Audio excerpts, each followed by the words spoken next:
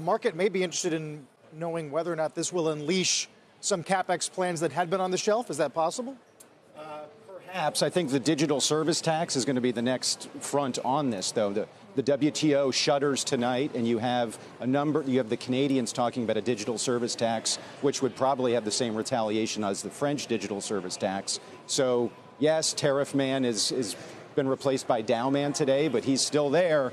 And but this is definitely removes the negative of an NAFTA pullout, sort of a hard Brexit on the northern and southern borders. So definitely a positive. Clete, it's clear that enforceability was kind of the key message here. Are there any takeaways for how that was structured, as Kayla laid it out, for the U.S.-China deal in particular, where enforceability has also been a key issue and kind of coming up to an agreement? Yeah, no, I think the mechanism here isn't going to be directly analogous to what you have in the China deal, because under the revised USMCA, you actually have a situation where you bring disputes against each other and then you have a third-party arbitrator, and that's not what they're envisioning under China. But the importance on enforceability will be the same in China as it is here. Now, I want to just hit on 2 points that I heard from that press conference that I think are critical. The first is Chris did a good job talking about sort of the linkage to impeachment, and I don't doubt that that was part of the impetus here. But the other thing, and something that the Democrats talked about, is that this is a template for future trade agreements.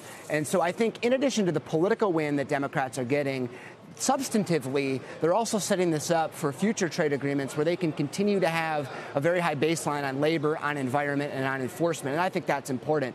The other thing is, let's take a step back and say the AFL-CIO endorsed this agreement. I don't think that has ever happened for any trade agreement ever. That is huge.